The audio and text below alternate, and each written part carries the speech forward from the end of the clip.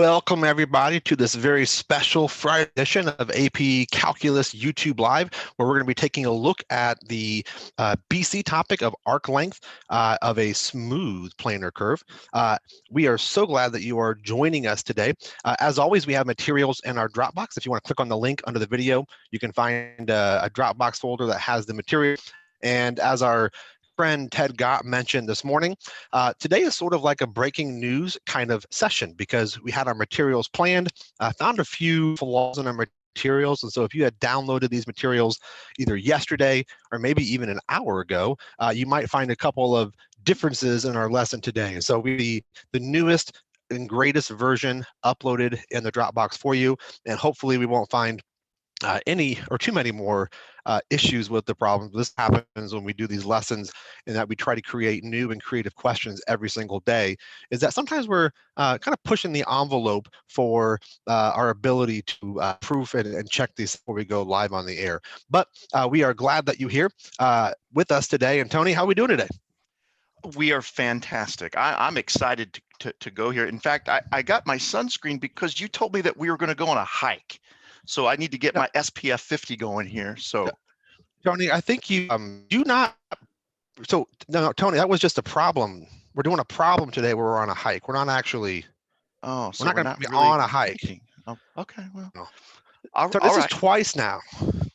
I'm going to have to put some disclaimers on there just to say, hey, this is not, this is virtual versus reality, right? I think maybe you've been homebound a little bit too long. I think that's probably it. I think that's it. Well, regardless of the confusion, I hope that you're excited today. A great lesson. You got your happy mug going on today. I noticed that it's a pretty nice looking mug there, and you've got your virtual classroom back in the back of you. So I think we're geared up, ready to go. And so before we jump right into today's lesson, we want to share a couple of upcoming things. So obviously today we've got this idea of arc length of the top. We also have in the BC curriculum normally this kind of arc length in terms of parametric functions, total distance traveled and rectilinear motion, not did on this year's exam. So there's some comparable ideas in parametric unit 9, but we'll be discussing just the items that are tested on this year's 2020 exam only. So anything we talk about today is certainly going to be fair game on this year's test. And then looking at next week, we're going to be talking about connecting AB to BC topics, because we know that a large percentage of the AB topics or a large percent of the BC exam is going to include AB topics. So all those things from earlier are really important to us. And so we're going to be reviewing those topics, as well as making some connections to how those relate to some of the BC unique topics as well for this year's exam. We're excited about that. We hope that you'll join us for those as we continue into our AP prep. So as always, a quick reminder, the exam for you guys will be on May 12th. It's 2 p.m. Eastern time, but it'll be whatever that would be in your time zone. So if you're on the West Coast and Pacific time, you'll be taking the BC exam at 11 a.m. if our math is correct. The makeup date would be on June 1st. We hope that you'll be able to join us and join the most of the students taking it on May 12th, if at all possible. And so without further ado, we are really excited to start the lesson because Tony's going to get us jump started on a couple of quick reminders about arc length, as well as a couple of quick check problems to make sure that we're doing these problems correctly. Certainly, Brian, thank you very much. And really the catalyst that makes this lesson go is this formula that you see right there in front of you. If you've got your document, we have that on the opening page as well. And the preliminary information within this formula box says that we need to let the function y equal f of x represent a smooth curve on the interval from a to b. We're not going to go into a lot of detail about what does the word smooth mean, but for all intents and purposes, it means that our curve must be continuous. And then there's a little bit of an extra caveat in that the derivatives must be continuous as well, especially that very first derivative, because we use him so heavily within the context of this formula. Anyhow, the arc length formula at that point from some x value a to another x value b is defined as the integration from a to b of the square root of 1 plus f prime of x squared. The derivation of this is something that we're going to leave to you. It's probably something that you've already talked about in your class, but it does have to do with the Pythagorean theorem. Maybe you remember back one of our very first videos. In fact, I want to say it was maybe Brian and I's very first video, and into the second video, we talked about the parametric version of arc length and how it lended itself very well to using this as a sort of its springboard. Now we just have to worry about this particular formula in the rectangular world only. All right, so let's go ahead and warm up a little bit, right? It's always good, right? Warm up with a little quick check. And what we have here is a very traditional arc length rectangular problem. All right, so we have the function f of x, which is the cosine of 3x. We are asked to write, but do not evaluate. Talk a little bit about that in a second, an integral expression that gives the arc length of f of x from 0 to 2 pi over 3. So we're going to use, I think, L as our expression, or our variable, I should say, for arc length. It doesn't matter what you decide to call it, if you decide to call it anything. We know that this is an application of definite integration. And to be honest, often it is the case that those boundaries are going to be provided for you. So you just read them right from the text of the problem. So 0 to 2 pi over 3. And then we have the square root of some stuff, right? Well, that stuff, obviously, if you kind of revert back here, has this f prime of x value in it. And we don't readily know the f prime of x within the problem. So somewhere off to the side, whether you do this at the very beginning or now, it's really up to you, but you are going to have to find the derivative of f. So be very careful here. The cosine of 3x, that is a chain rule derivative, right? So we have the derivative of cosine, which we know is negative sine, but then the derivative of the 3x is going to produce that extra little 3, is it not? So we have negative 3 sine of 3x as our f prime. So if we move back to our structure of our arc length formula, we would now have our 1, have our plus sign within the square root, and then of course we need to square that f prime. Now whether you choose to do a little bit of that squaring is up to you. Let's say that I decide to square the negative 3. That's pretty easy. Positive 9. Maybe I decide to square the sine and call that sine squared. That is certainly one acceptable way to express that.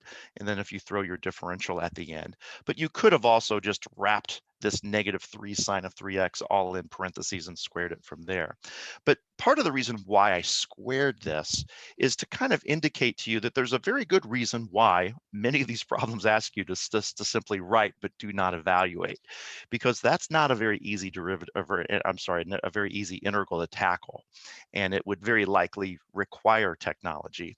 And we do have a problem later on that Brian's going to share with you that will implement that idea of technology, only because we want to let it sort of show a sort of a more interesting end result with that hiking example that we've talked about. But by and large, with many of these arc length problems, you might just be setting them up, especially this year. If we take a look at quick check number 2, then. Quick check number 2 says a portion of the function g of x is given above. The arc length of the function g of x over the interval 0 to 3 is given by this particular definite integral expression. Oh, well, that's interesting. We have the expression for the arc length. Let's see what they're asking us. Question is find g prime of x.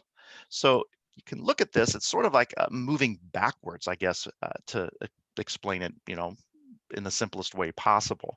And it really forces the students to understand the inner workings of the formula. For example, we know that this portion here, that 4/9 x squared, that had to comprise that g prime of x squared. Now remember, our function's g now. So that's one thing that we could document. We know that g prime of x, all quantity squared, is 4/9 x squared.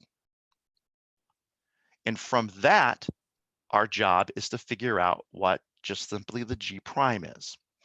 And you look at this a little bit and you think, oh, okay, well, really all I have to do is take the square root of both sides, which is exactly right. But you've got to be a little careful with this, because if we do take the I'm sorry, take the square root of both sides. I don't know if I said take the derivative or take the square. It's early. It's early. We want to take the square root of both sides.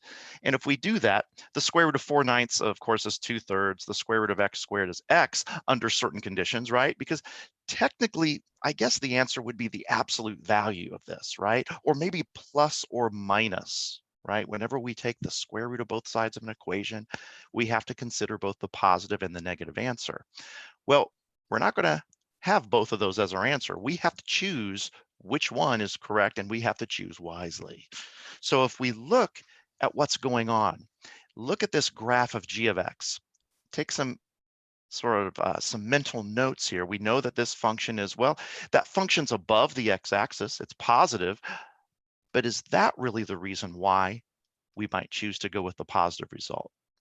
Doesn't really have much to do with g of x being positive. We want to figure out what's the sign of g prime of x. And you can see as this function is increasing, it has derivatives all along the way that are going to be positive, right? The slopes of those tangent lines are positive. That's what's going to make your decision. That's what's going to dictate the fact that you're going to use only the plus version of this, and you have g prime being 2/3 x. Okay? Take a look at quick check 3 before I hand it over to my esteemed colleague, Brian Passwater. Here we have a portion of the function h of x. The arc length of this function h of x over the interval 0 to 2 is defined here again by a very familiar looking expression, that arc length formula that we have now starting to get used to a bit. And now our directive is to find the equation of the tangent line to h of x at x equals 0. Well, so finding the equation of a tangent line, that's usually a pretty easy thing, right? Take that derivative of h, plug in this 0, we're off and running. But the problem is that h of x function isn't very readily known. But we can go to this arc length formula, extract that information out, and boom, there we have our h of x. So let's take a look here.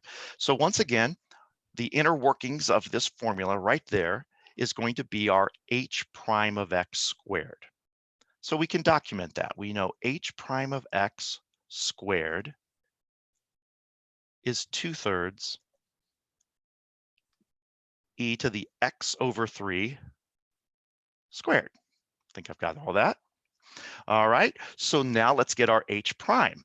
So our h prime of x is going to be found by taking the square root of both sides and paying very close attention to what our sign is going to be.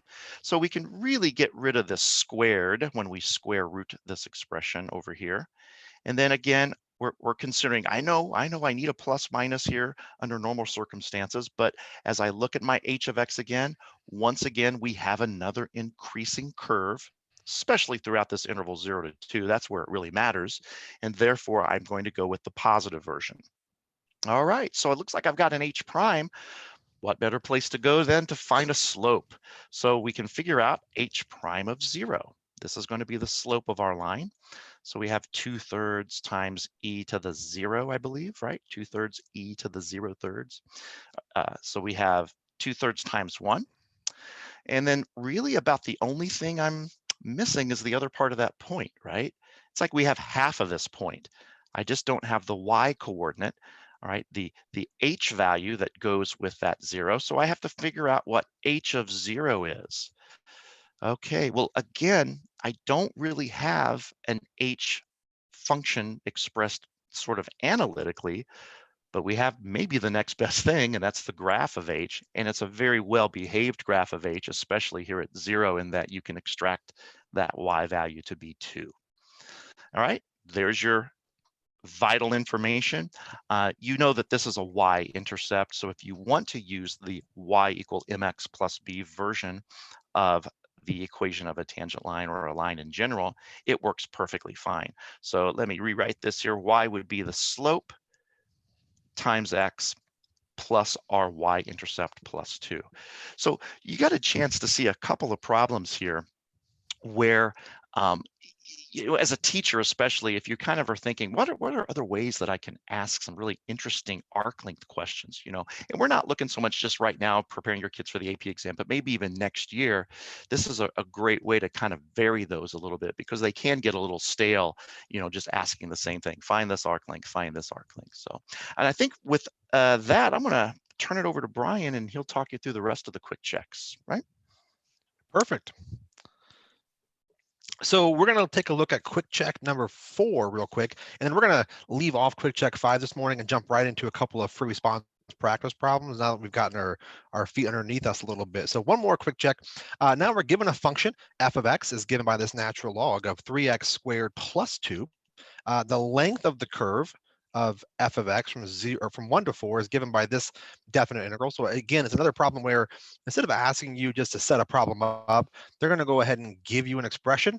You get to figure out, can we take that expression and work backwards to figure out the information that we need? Okay, so we're trying to find the value of a. Well, we know that if this is the length of the arc length of f, then we know that this is going to be of the form, the integral of the square root of 1 plus f prime of x quantity squared, and then dx. So we can look at our equation here and realize that this little piece right here, this ax squared over 3x squared plus 2 quantity squared, this is going to be equivalent to f prime of x squared, right? And so luckily for us, they actually gave us f in the problem, so we can directly find f prime in this case. So we're doing a little bit of a chain rule problem, a little bit of review of derivative practice.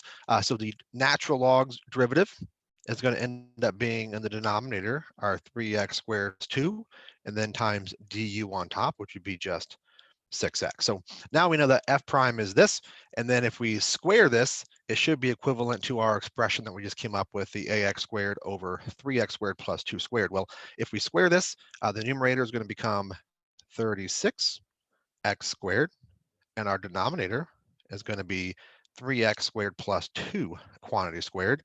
And we can pretty easily check that these two expressions are equivalent, and the only difference is the coefficient in front of x squared in the numerator was a on our worked out problem versus 36 now, so that means that a is going to have to be 36. So if you had an earlier version of this, if you printed it off last night, you might have noticed on your document the x was not squared inside of the radical, but we made that little correction. So if you're like, wait a minute, mine looks different, that's why. So in this case, a should be 36. Now there is going to be one more quick check, but we're going to list one for you to try. As always, the solutions will be in the Dropbox tonight around 9 o'clock, but you can try this little quick check again. Thankfully, you're only writing an integral expression, but boy, is this thing going to give you some practice with composite derivatives and keeping your brackets and parentheses clean and organized, because on the exam, we get a lot of presentation errors, we call them, meaning we can tell our students are doing the right idea, but because of a lack of parentheses or a misuse of parentheses, what they have written on the paper isn't actually equivalent or correct to what we were looking for. And so parentheses can cause a lot of easy loss of points. So we want to be careful with use of parentheses and brackets when we get to quick check number 5. So with that said, we're going to do a couple of free response practice problems. Our first one is this that Tony and I are going to do. And I had texted him yesterday, I said, hey, we're going to do this hike. And he was pretty excited about it. I thought he was a little bit too excited. I couldn't figure out why, but I didn't really think much of it until this morning when I realized, oh, he thought we were going on a hike. And if you know me at all, you should know better than that, that there's no way I'm going on a hike. So Tony and I are kind of driving around, walking on this hike, and we both take different paths. And so it says Tony is going to take this path 1 here on the left, and I take other path on the right, path number 2. Tony's path is just 4 line segments, and then this semicircle. And then my path is also 4 line segments, but I have this curve, this f of x graph here, which is going to be e to the x over 2. So part A, who took longer path, right? So I think one of the things you want to be careful for on the AP exam is sometimes students get used to the phrase arc length, and then when they ask questions in context, they don't always make the connection that it's an arc length problem, right? So other ways we could talk about arc length would be who took the longer path, or what is the perimeter of a shape, something like that.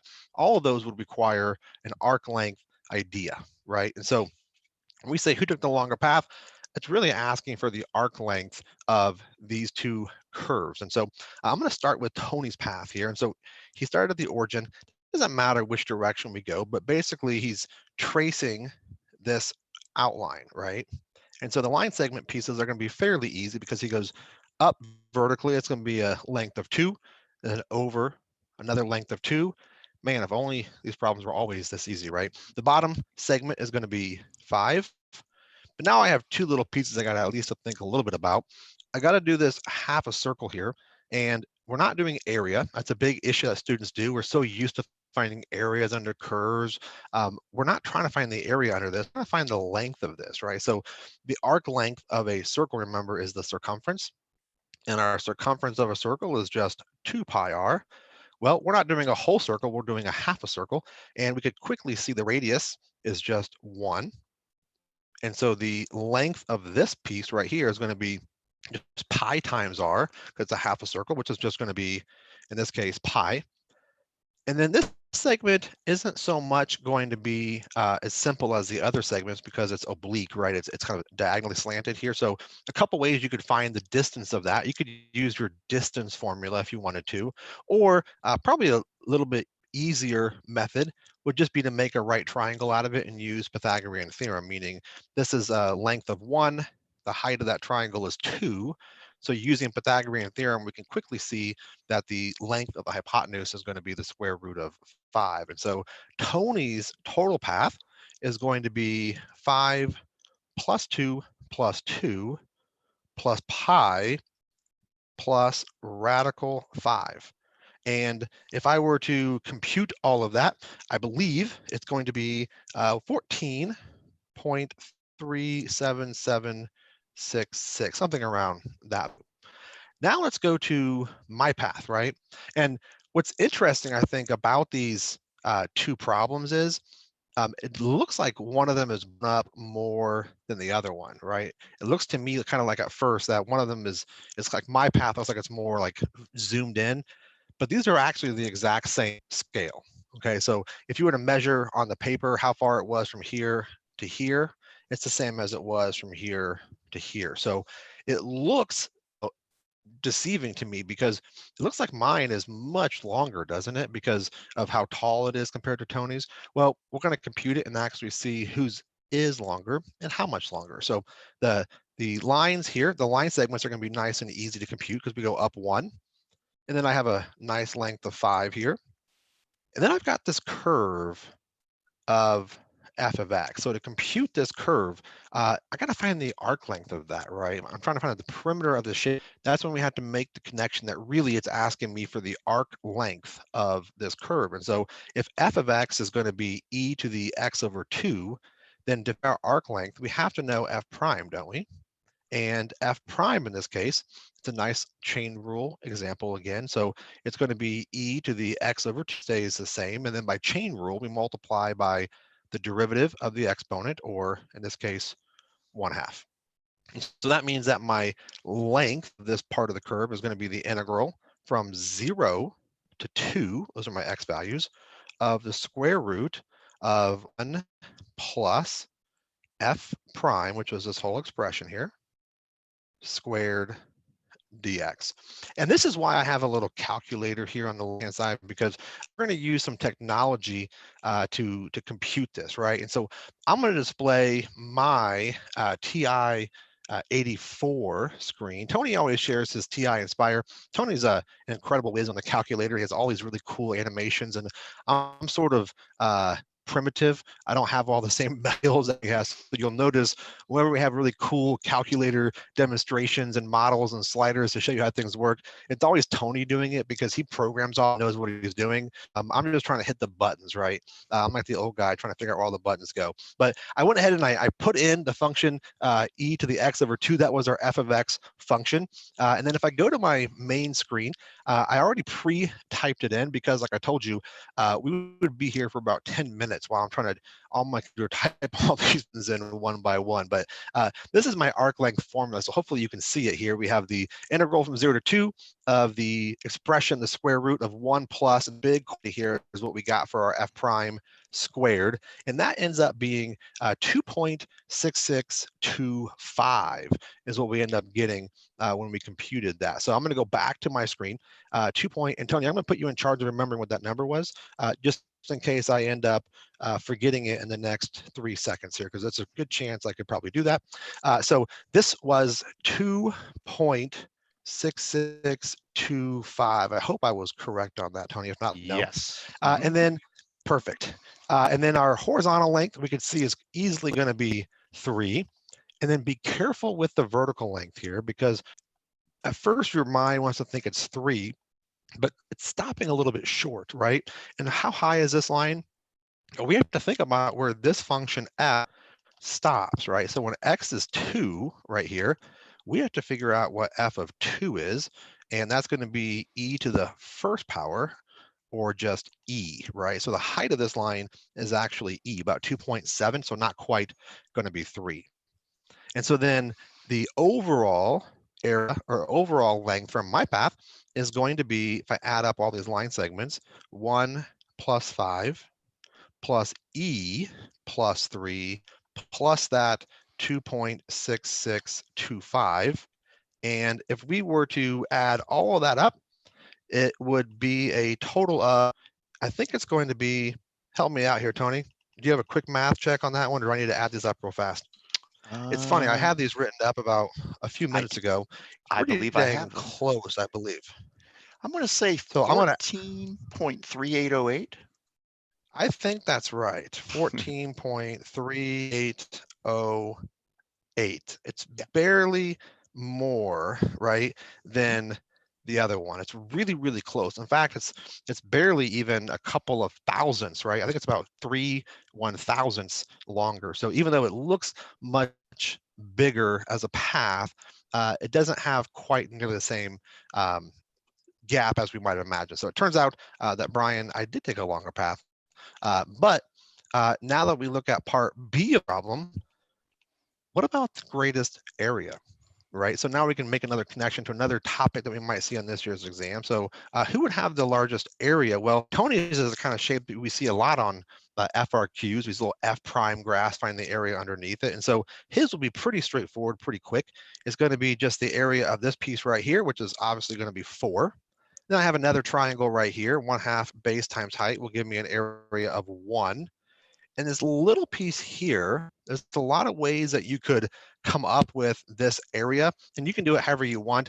What I'm going to do in red is I'm going to calculate the area of the square and then cut out this half a circle. So for me, the piece that I want here is going to be the square. Base times height is going to be 4. I'm going to take away from that this half of a circle. So the area of a half a circle is 1/2 pi r squared. In this case, r is still 1. So this little blue area right here is just going to be 4 minus 1/2 pi. So Tony's enclosed area is going to be 4 plus 4 minus 1/2 pi plus 1, which gives us a total of 9 minus 1/2 pi. Now, looking at my path, I have this nice little rectangle here. I almost called it a square, right? Remember, the height is not quite 3. The height of this one was e, right? And the base of this is going to be 3. So this little rectangle, the area is going to be 3e. And to find out this little piece right here, right, this little area next to it, we're going to have to do the area under the curve of f. So we're going to have to do the integral from 0 to 2 of e to the x over 2 dx. And so we're going to do this one by hand. Notice I didn't put a little calculator by this one, did I? So I only wanted you to do that on part A to find that arc length. But here, see if we can solve it by hand. We have to do some u sub. It's a pretty straightforward u sub that maybe you've been taught to do it in your head, kind of like a reverse chain rule idea that if we integrate x or e to the x over 2, we're going to get e to the x over 2. And then we're going to end up, what is that going to be, Tony? Times 2 in front from 0 to 2. And now we can plug in our limits, and we're going to get 2e to the first minus 2e to the 0, which just gives me 2e minus 2. So the area of this little piece right here is going to be 2e minus 2. Now, if I figure out my total area for Brian, it's just going to be that 3e plus 2e minus 2, which is going to be 5e minus 2 altogether. And I know that E and pi are not quite known, but it's going to be pretty quick to tell that Tony's area is going to be certainly less than 9 because it's 9 minus half a pi. And then my area is 5 times E minus 2. Well, E is, about 2, it's more than 2.5, right? It's about 2.71-ish, right? So this is going to be clearly a lot bigger than Tony's by a lot larger of a margin than the initial paths were. And so my path also has the biggest area. So I wrote this problem, I get to win both A and B. So I have the longest path and the biggest area. And then the last part of BC1, before we throw it back to Tony here to look at another one, is let P be the second degree Maclaurin polynomial for f of x. Find sub 2 and use it to approximate f of 2.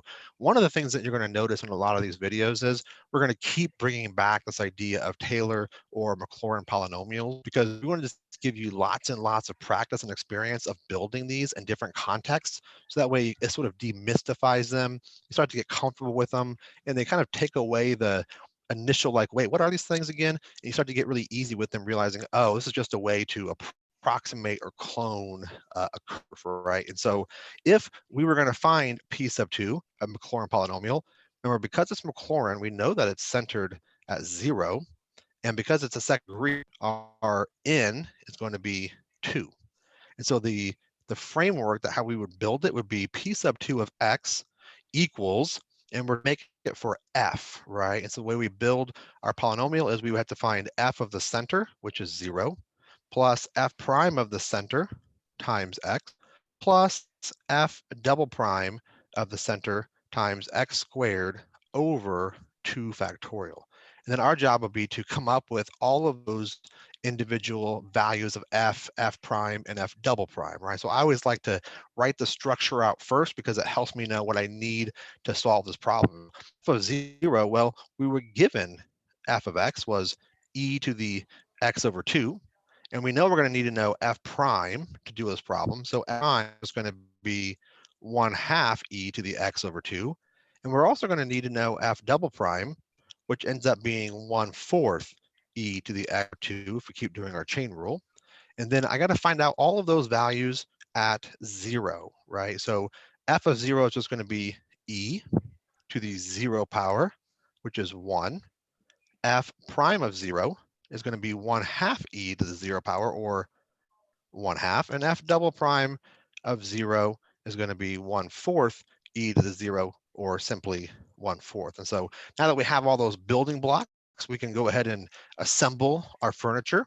I'm going to keep saying assemble our furniture like IKEA until people start thinking that I'm the one that came up with that and not Tony. So I'm officially going to hijack that phrase, Tony, and start naming it as my own from now on. So f of 0 is going to be 1, and then we have 1/2 x, and then f double prime is 1/4, but don't forget we have this divided by 2 as well, so it becomes 1/8 x squared.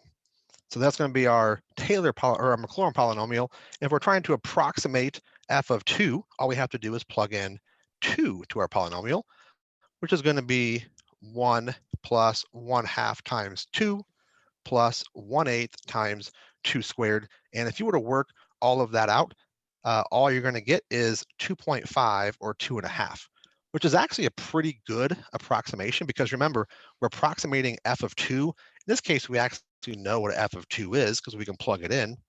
F of 2 is just e, isn't it? Because it's f of 2 is going to be e to the first power. And we already said that e is about 2.7. So we're just a couple of tenths off. So this was a couple of examples that sort of started off with arc length, got you into arc length up front.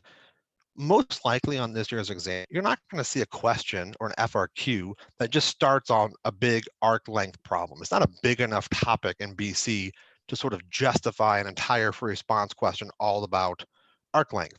And so most likely you might see a problem that starts off one way, and then they kind of sneak in arc length later on in the problem. So I always feel like one of the harder parts of the AP exam is getting used to the idea that students get so comfortable when the problem starts off a certain way, they recognize that they know what to do, but yet if a question sneaks an idea in part C or part D and didn't mention it in the beginning, students don't always make the connections of how to like recognize and incorporate those ideas. And so Tony's going to walk us through a really cool problem that does just that, where it might be more similar to how a real FRQ might look, where they're taking you through some other stuff, and then they sneak in arc length on the back end of the problem. Exactly, and that's what's going to happen when we get to part C of BC number 2. If we read the stem of the problem, it says, let G be the function defined by this piecewise function that you can see right there in front of you. And we know that A is going to be a constant. We are supposed to show in part A that G of X is continuous. So this is a blast from the past. This is going to go all the way back to the beginning of your course, AB curriculum here. And the fact that you're supposed to show this, the word show, probably has a little bit to do with the fact that you're going to have to communicate well. You know, Brian spent a lot of time in the last several videos talking about how important it is for you to communicate. And this is your chance to do just that. Now, off to the right, I've written some things down that you wouldn't necessarily have to write down as part of your solution. But this is the concept that we're going to use, this definition of continuity that you had learned earlier in your course. So in order for G of X to be continuous at this point where X is 1, 3 things must be true. G of 1 has to be defined, the limit of G of X as X approaches 1 has to exist, and those 2 answers have to be equal to each other. So it doesn't matter really which order that you tackle these in, you want to make sure that you address each one. So how about we go with the first one, G of 1 is defined. Well, it's not real difficult to show that. You know, really what you want to do is to make sure that in the domain restriction, you have some kind of an inequality that's underlined, that's attached to the 1, which just says, yeah, hey, if you want to, you can plug that 1 in for X. Well, let's do that and make sure that we don't have some weird anomaly like a 0 denominator or something like that happening. And it turns out that if we were to plug 1 in for X, we would just essentially have A times the sine of, well, 1 squared minus 1 is 0. And of course, the sine of 0 is 0. And I'm pretty sure that 0 exists, right? It's a number. So we know that we have G of 1 being defined. Okay. Now, the second thing, it's this idea of the limit existing. And this is where really the bulk of this work is really going to come into play. And, you know, we hope as you move deeper into calculus and you start to understand the nuances of piecewise functions, you realize that continuity with piecewise functions is tied so closely to the one-sided limit behavior. And that's exactly what approach we're going to take here. We're going to look at the limit of G of X as X approaches 1 from both sides. Let's do it from the left first. Well, approaching 1 from the left entails looking at the top piece of the function. Those are where all the X values are left of 1. And because we have this fairly well-behaved function that seems fairly continuous, right? The A times the sine of X squared minus 1, we can directly substitute that 1 in, and all of a sudden, it's like deja vu all over again. All of a sudden, it's like deja vu all over again. You have 0 for that result. We do the same thing with the limit as X approaches 1 from the right. Now this time we get a chance to look at a different part of this piecewise function, the one that's in the denominator. And we have ln of X. Yeah, ln of X, I think he's pretty continuous. I think we can just directly substitute 1 in, and upon doing so, we get 0. I notice these two are the same, right? So our conclusion there is that the limit as X approaches 1 of G of X, well, not only does it exist, it's truly equal to 0. And then if you want to just really put a punctuation point on it, you can see that those two things are indeed equal. Now, I wouldn't think a student would have to write this. In my classroom, if I see a student stopping at 1 and 2, I can see that those two zeros are the same, and I would certainly give them credit for that.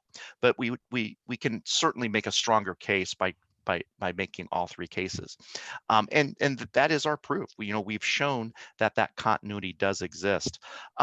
This is just a sort of aside. And Brian sometimes talks about how he's not as good with technology. I've seen Brian do things with GeoGebra that are absolutely brilliant and amazing. And in this particular little demonstration I'm showing on the Inspire can be done with a variety of other programs, Desmos being just one of them as well that you have access to. But keep in mind that all of the Texas Instruments software, students and teachers, you have access now to download free versions of those emulators, and you can keep them for up to now, I think, another additional 5 months if you go to the Texas Instrument website. And of course, Desmos is always free and accessible to everyone. But anyhow, if you take a look, this is that piecewise function with that little slider A, and you can see how I can allow A to be a lot of different things. And what I want you to do is just focus on what's happening at 1. And do you see that there's always this continuity?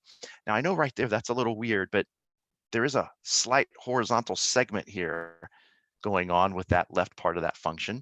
But then when I let A be a positive number again, right? A can be any constant. It doesn't matter what A is. It seems like I'm always going to retain that continuity at 1, and that's what we showed. All right, take a look at part B now.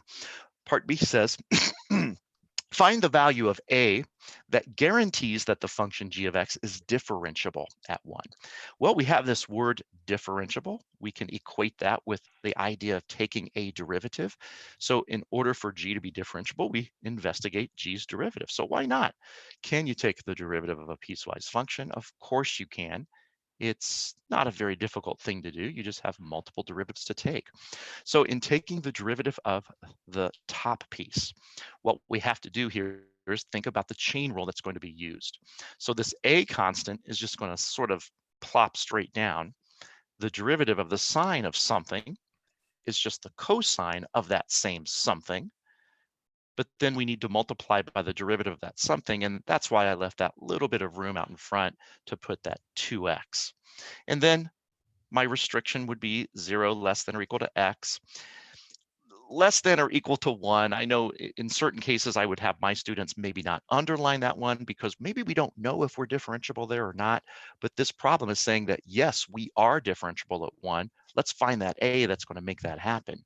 So we continue that and we take the derivative of what's on bottom, 1 over x, and we have x greater than 1 here at that point, right?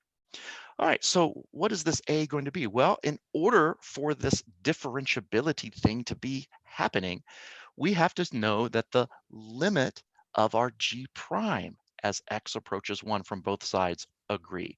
We don't want to have slopes coming in at each other that are too abrupt of a change from one to the next. So we want to make sure that that limit is nice and well behaved. So we take the limit as x approaches -1 of our friend g prime, which is just a matter of inserting this 1 into that expression up here. And then, ooh, interesting. What about this a? And I'm going to erase that x because I'm going to need to replace it with 1. Well, what about that a? Well, the whole point of this problem is to find that guy, and that a is going to be really important for us when we look at a future part of this problem. So let's go ahead and replace that x with 1. Here's that a, and we're going to replace our 1 with 0. And I think that we can figure that out. I think that's 2 times a because the cosine of 0 is 1. And if we take the limit as x approaches 1 from the right of our g prime, of course, 1 over 1, nice and continuous, at least at x equal 1. And then we have that value. And then we put the two ideas together, right? 2a has to be equivalent to 1. So that forces a to be equal to 1/2. Okay. Now, I have an idea here, and sometimes the best teaching things are ones that are done really on the fly. And I promise you, I have not rehearsed this, but I'm interested to see what would this graph look like when a is 1/2.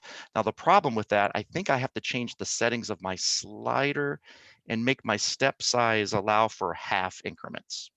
Oh, I hope this works. If not, well, we can't edit this because it's live. Well, let's see what happens. So let's take this back to where a is 1/2. Now, right now, when a is not 1/2, I don't know if you see, but there's a little bit of a sharp turn here. It's pretty subtle, but it's sharp enough to be construed as not differentiable. And if I keep going back, by the time I get a to be 0.5 or 1/2, that's going to be a little bit more smooth. We just don't have that sort of rough, sharp turn or cusp sometimes, as we call it. And we could probably see that a little bit better if I zoomed in, okay? So let's go ahead and finish up our part C with finally an arc length integration to this problem. And that's what Brian was talking about. We now finish with arc length. Write but do not evaluate an expression involving one or more integrals that gives the arc length from 0 to 3. So what we're going to do here is we understand that we need the derivative of g, and that's important. And what I'm going to do is take that derivative and just basically recopy it very quickly from our previous slide. But the issue now, remember that a that we talked about? Remember the a being 1/2?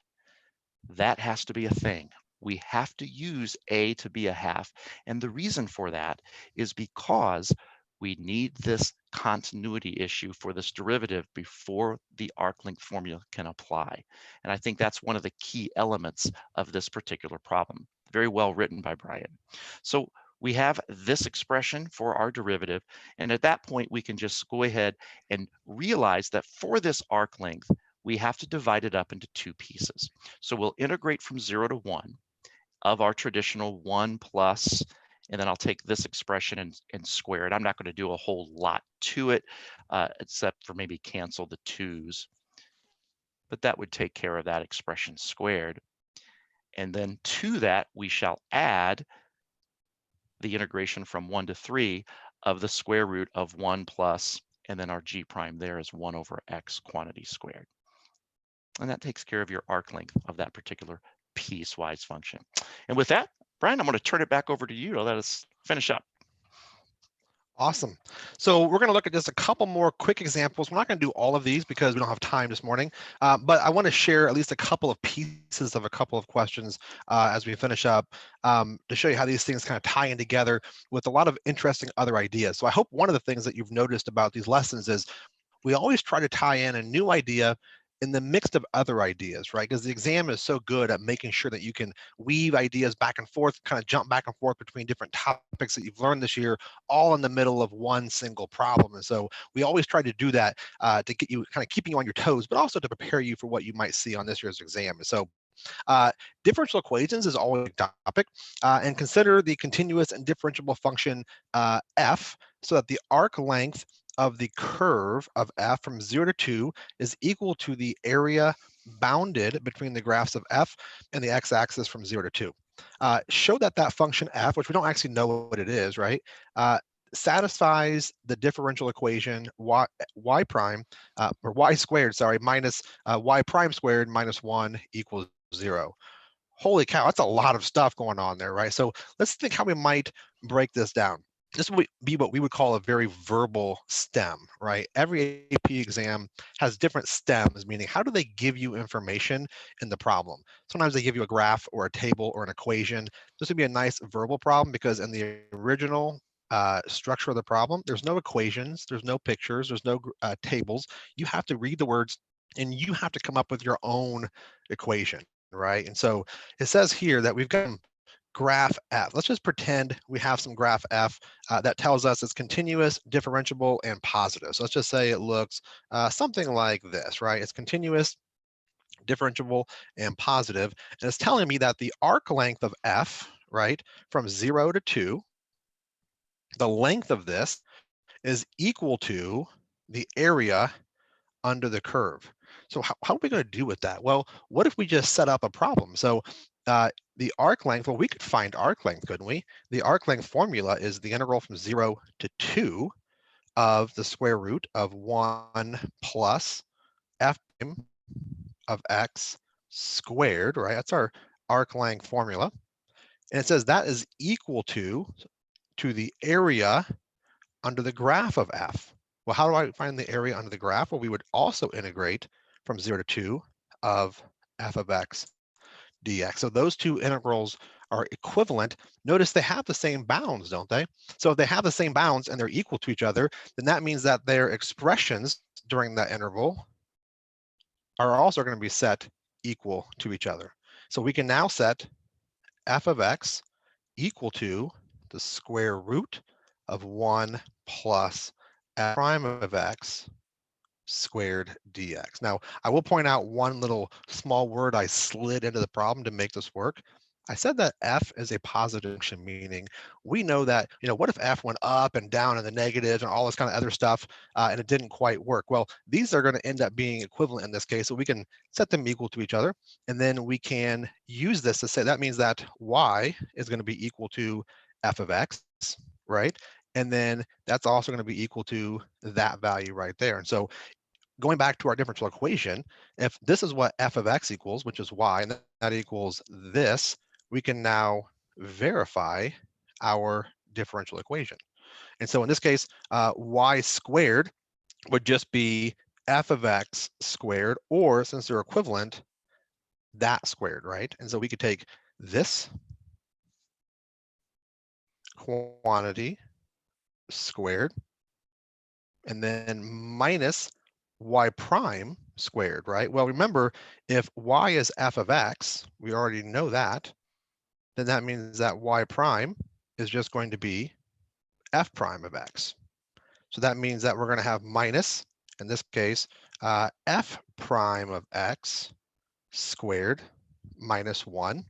And we're hoping, I'll put a question mark here, that this equals 0. Well, if I square this radical, we're going to get 1 plus f prime of x squared minus, and here we're going to have f prime of x squared again, minus 1. Well, look what's going to happen. These f prime of x's are going to cancel because we're subtracting them, and the ones are going to cancel, and what do we get? We get 0 equals 0, which worked, which means the function f that we're talking about did in fact satisfy that differential equation. Now, part B, we're not going to do, but it's a neat little question to see if we can make the connections that we just made, right? And so I give you an example of a function, g of x, which actually satisfies that requirement. You might be asking, like, okay, is there really a function whose length, whose distance is equal to its perimeter? Well, yes, there are several functions, but one might be this g of x function right here. This 1/2 e to the x plus 1/2 e to the negative x. And it says find the arc length of that from 0 to 2. And my challenge to you, could you do that with no calculators? And the trick is making a connection from what we had earlier. So if we mention about our initial information, we can solve this problem kind of in an easier way than actually finding the arc length. We can find it the answer a different way. I'm going to kind of lay that challenge out for you to see how you can do with it. Hopefully it works well. And then we're not going to talk about BC5 today, but I love this question because it connects so many rich ideas together where we're given a table of f prime, right? So we have an f prime function, and then we're told some information, but really it's an arc length stem, but in a really different way. So it says the arc length of f, and I kind of drew, this is not a picture of f, by the way. This is a picture of s, but we'll come back to that in a minute. But the arc length of a function f is represented by this integral, right? This is the arc length formula. So S would represent the actual arc length. So the arc length is going to be the integral from 0 to x of this expression, right, which looks pretty familiar, I hope. So it's just a different way of thinking about arc length. And so what we're going to do is we're going to be approximating S, the arc length, in a couple of different ways. We want to see, hey, can you do a left Riemann sum to approximate S? And then after we do that, we're going to say, okay, could you use this method to approximate S of 8? And then once we get through the Euler's method, then we're going to say, okay, now can we use a second degree Maclaurin polynomial, or S, to approximate S of 8? So we're going to approximate S of 8, which is the arc length from 0 to 8, 3 different ways, and see which ones are close, which ones maybe aren't as close. But it's a little bit trickier than you might realize because this table gives you f prime, which is definitely useful, right? But we're approximating f, we're approximating s. So we got to figure out how that f prime can relate to what we need for those 3 problems. So definitely going to be a little challenge for you to see if you can really connect not just arc length, but arc length with Riemann sums, with Maclaurin polynomials, with method, all in one problem. All right, so with that said, our favorite time of the day, tweets with Tony. Tony, what do you have for us this morning? We have got for our AP Teachers Rock this morning, Mr. Huckabee, my AP Calculus teacher for 2 years now. Such a wonderful teacher and a caring individual. He always made our lessons and days in his calc room fun and worthwhile. So congratulations, Mr. Huckabee. Your students are definitely fortunate to have you. And as far as our AP Students Rock, we're going to give a little shout out to the West Coast here. Super proud of and deeply miss my AP Calc BC students. After 3 years together, I've got all the feels as we prepare for our AP Calc exam on May 12th. So great job. Congratulations. That's from East Bay Innovation Academy out in Oakland, California. Big shout out to you guys. Great school, great teachers, great students. And, Brian and I have a very, I guess, a soft spot. We love the teachers out in California. We've been so fortunate to go out and work with them on many different occasions. So great job there out on the West Coast. As always, students, if you or your friends are having trouble with internet access with different various forms of hardware, please have them reach out to cb.org/tech, and they'll certainly get that taken care of you. I'm excited. Next week, Brian and I have our Connecting AB to BC review phase of this particular YouTube Live, and I'm really excited. And I tell you what, it's the highlight of my day. My friend, working with you is absolutely a joy, and I look forward to it every morning. You're a genius, and these problems are fantastic, and they just seem to keep getting better and better. Well, I think Tony's just trying to butter me up because I owe him $20 and he's hoping I'll pay him back if he keeps saying nice things about me. But Tony, you are always a great friend. Super excited about Monday. I hope you guys will join us as we start wrapping in more and more AB topics in with our BC topics. So without further ado, our good friend Anthony G will take us. Stay safe, guys. AP Calc, yes, AP Calc. Welcome you to AP Calc, yes, AP Calc.